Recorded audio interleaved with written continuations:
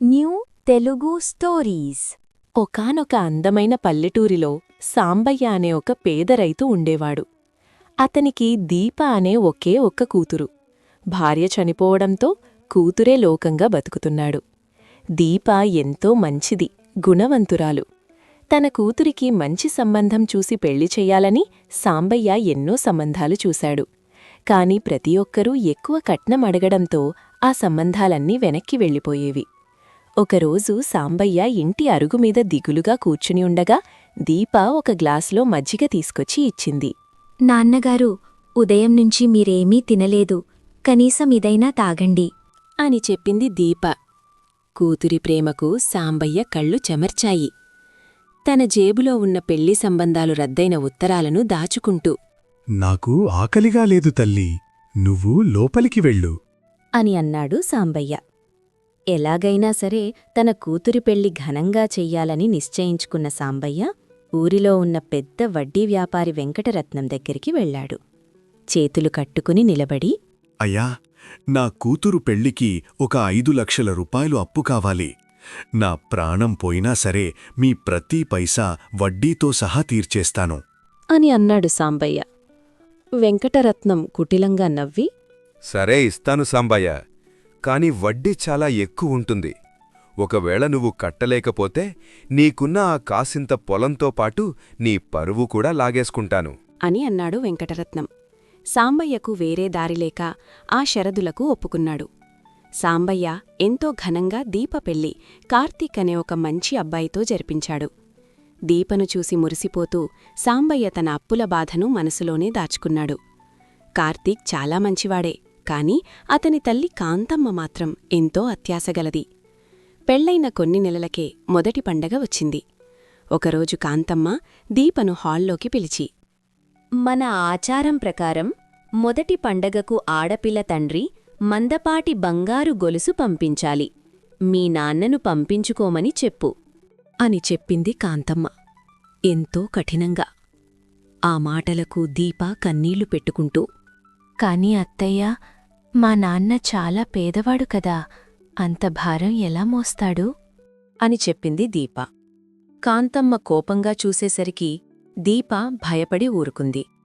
ఆ సమయంలో కార్తీక్ ఇంట్లో లేడు. ఈ విషయం తెలిసిన సాంబయ్య తన కూతురి కాపురం ఎక్కడ పాడవుతుందో అని భయపడి పక్క ఊరిలో ఉన్న మరో వడ్డీ వ్యాపారి దగ్గర ఇంకా ఎక్కువ వడ్డీకి అప్పుచేసి ఆ బంగారు గొలుసు కొనిచ్చాడు. ఆ తర్వాత ప్రతి పండుగకు, ప్రతి నోముకు కాంతమ్మ పట్టుచీరలని, వెండి వస్తువులని డిమాండ్ చేస్తూనే ఉండేది. సాంబయ్య ఒకరి దగ్గర అప్పుచేసి ఇంకొకరికి వడ్డీ కడుతూ అప్పుల ఊబిలో కూరుకుపోయాడు. సరిగ్గా తిండిలేక అతని ఆరోగ్యం క్షీణించింది. ఇదంతా తెలియని దీప, కార్తీక్ సాంబయ్య వ్యవసాయం బాగా సాగుతోందని అనుకున్నారు. ఒకరోజు కాంతమ్మ ఇంట్లో ఏదో పెద్ద పూజ జరుగుతోంది. బంధువులంతా వచ్చి సందడిగా ఉన్నారు. అప్పుడే ఒక జీప్ వచ్చి ఇంటి ముందు ఆగింది. అందులోంచి వెంకటరత్నం, అతని మనుషులు కోపంగా ఇంట్లోకొచ్చారు. వాయిద్యాలు ఆగిపోయాయి. అందరూ ఆశ్చర్యంగా చూస్తున్నారు. ఎక్కడరా సాంబయ్య కూతురు?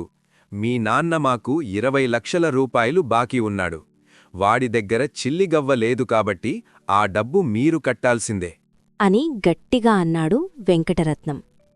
ఆ మాటలకు దీప చేతిలో ఉన్న పూజపళ్ళెం కింద పడిపోయింది. కార్తీక్ ముందుకొచ్చి, ఏమిటి ఈ అన్యాయం? మా మామగారు సామాన్య రైతు. ఆయనకు 20 లక్షల అప్పు ఎక్కడిది? అని అన్నాడు కార్తీక్. అప్పుడు వెంకటరత్నం కొన్ని కాగితాలను కార్తీక్ ముఖం మీదకు విసిరేసి, నీ పెళ్లి ఘనంగా చేయడానికి మీ అమ్మ అడిగిన బంగారం కొనడానికే వాడు ఈ అప్పులన్నీ చేశాడు అని అన్నాడు వెంకటరత్నం. ఇదంతా విన్న కాంతమ్మ కోపంతో రగిలిపోయి, అతని అప్పులతో మాకెలాంటి సంబంధం లేదు. అతను అప్పు తీసుకున్నాడు, అతన్నే తీర్చమను. మేమొక్క రూపాయి కూడా ఇవ్వం. కార్తీక్, నువ్వు లోపలికి రా అని చెప్పింది కాంతమ్మ తన కొడుకు చెయ్యి పట్టుకుని లాగుతూ. అప్పుడు దీప కన్నీళ్లు తుడుచుకుని వెంకటరత్నం వైపు చూసి, నేను మీతో వస్తాను. నా జీవితాంతం మీ పొలాల్లో పనిచేసి మా నాన్న అప్పు తీరుస్తాను. నా భర్త కుటుంబాన్ని ఏమీ అనకండి అని చెప్పింది దీప ఎంతో ధైర్యంగా. ఆ క్షణంలో దీప అక్కడ్నించి వెళ్లబోతుండగా కార్తీక్ ఆమె చెయ్యి పట్టుకుని ఆపాడు. దీపా, నువ్వు ఎక్కడికీ వెళ్ళవద్దు. నువ్వు నా భార్యవి. నీ నాన్న పరువే నా పరువు. అని అన్నాడు కార్తీక్. కార్తీక్ తన తల్లివైపు తిరిగి, అమ్మా, నీ అత్యాశ వల్లే ఒక మంచి మనిషి రోడ్డున పడ్డాడు. నువ్వు వేసుకున్న ఆ బంగారు నగలు అతని నెత్తురుతో కొన్నవి. ఈ అప్పు మనం తీరుస్తున్నాం అని అన్నాడు కార్తీక్. వెంకటరత్నం నవ్వుతూ సరే అయితే వెంటనే 20 లక్షలు తీసివ్వండి అన్నాడు. అప్పుడే కిందపడి ఉన్న పత్రాలను తీసుకున్న దీప వాటిని తీక్షణంగా గమనించింది.